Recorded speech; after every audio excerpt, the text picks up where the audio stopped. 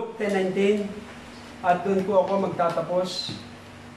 Behold, I give unto you power, and the Lord Jesus is talking about authority. You have the right to exercise the power of God. Mayroon kang karapatan na ibinigay ng Panginoon sa umagang ito na gamitin laban sa problema ang ating kinakaharap. Hawakan mo ito sa umagang ito. Hawakan mo ito sa umagang ito at gamitin mo ito. Ano itong kapangyarihan ito? Yung pong pangalan ni Jesus. The name of the resurrected Christ. Susunod ang coronavirus. In the name of Jesus. And by the power of the Holy Spirit. Praise God. Hallelujah. Oh Jesus. Tayo po'y dadalangin. Tumayo po tayong lahat. Tayo po'y dadalangin ng sama-sama.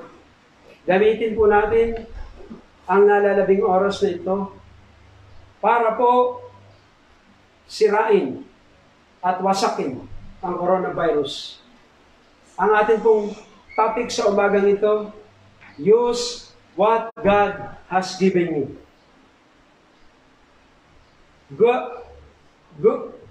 Use what God has entrusted. We are the authorized.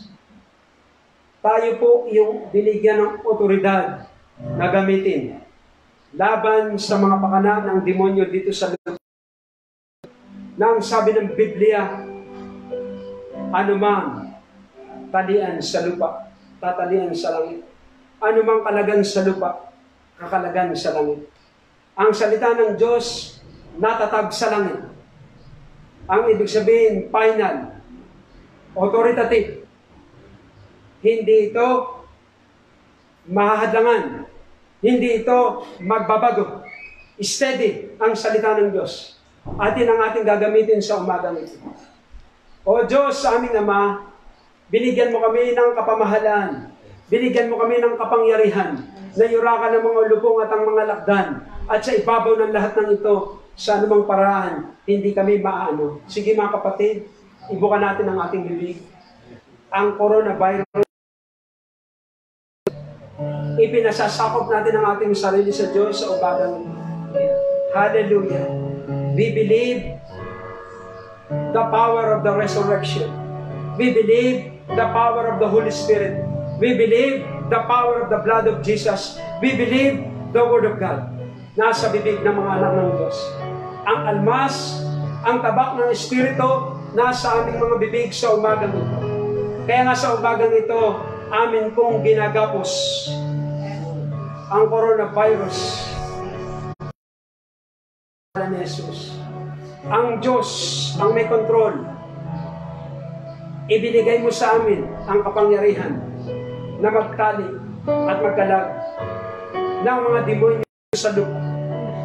Sa makapangyarihang pangalan ni Jesus, hindi aming hinihiling na magtapos na ang coronavirus na nagpapahirap sa aming bayan, sa aming bansa, sa buong makapangyarihang pangalan ni Jesus. Ibinigay mo sa amin ang kapangyarihan at gagamitin namin ito mula ngayong araw na ito sa makapangyarihang pangalan ni Jesus. In the name of Jesus and by the power of the Holy Spirit and by the blood of the Lamb that shed on the cross. Kapatid, yung kasangkapang ibinigay ng Diyos sa makapangyarihang pangalan ni Jesus. Hallelujah! Dalangin namin ang mga nag-positive sa coronavirus. Kahabagan mo po sila. Ang aming mga kababayang kaawaan mo po sila na nag-positive sa coronavirus sa makapangyarihang pangalan ni Jesus. Ito sa umagang ito, sa makapangyarihang pangalan ni Jesus. In the name of Jesus. In the name of Jesus. Hallelujah. All power in heaven and in earth, Jesus said, lahat ng kapangyarihan sa langit at sa lupa, ibinigay na sa akin. Ang sabi ni Jesus, ibinibigay ko rin naman sa inyo. At sapagkat ibinigay sa atin ito, ang kapamahalang ito, ang kapangyarihang ito, gamitin natin sa umagang ito.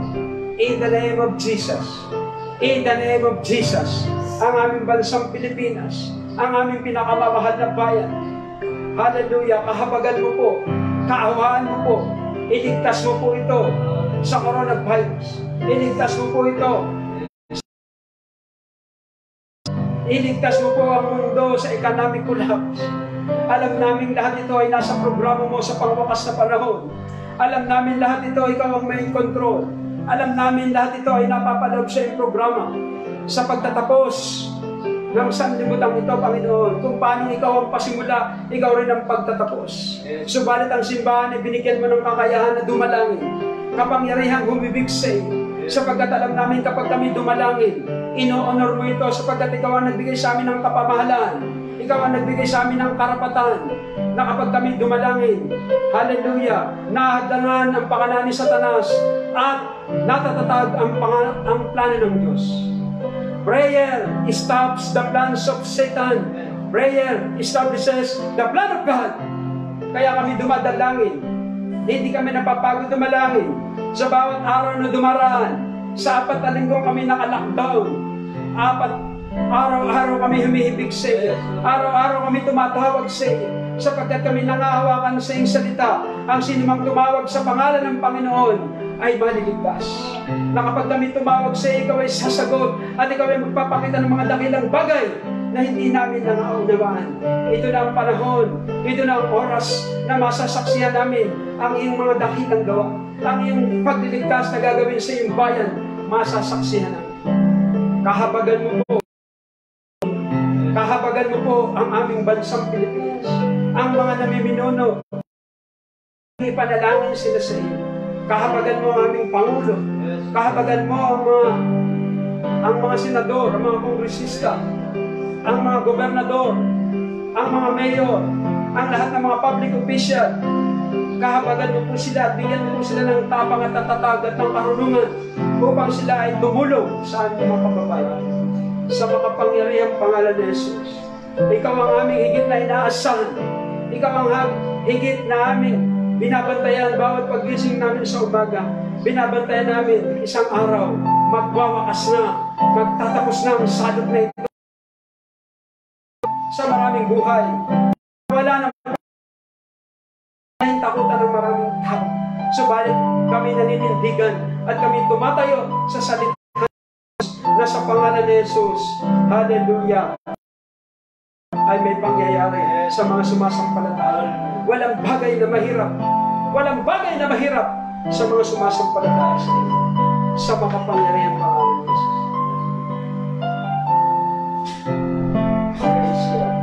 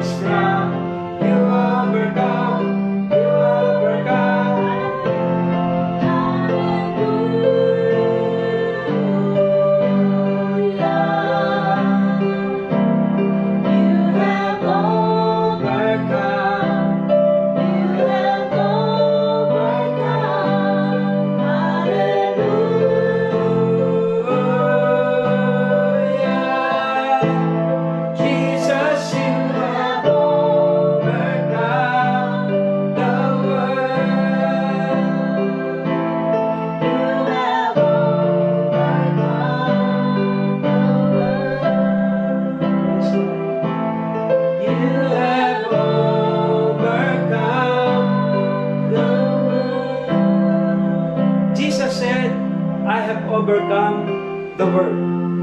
In this world, there are many tribulations. But be of good cheer. I have overcome the world. Praise God. Ako po'y magtatapos sa pangwakas na panalangin. Sa lahat ng sumasabay sa live streaming na ito, akin pong iginagawad ang basbas, ang pag-iingat, ang protective covering, bantayan ng Diyos ang iyong buhay, sa iyong bahay, sa ang ama naroon, ang habag at ang awa ng Diyos. Magliwanag ang mukha ng Diyos sa inyong mga buhay. Praise God. Sa pangalan ng Diyos Ama, Diyos Anak, Diyos Espiritu Santo, sa pangalan ni Jesus, and everybody says, Amen.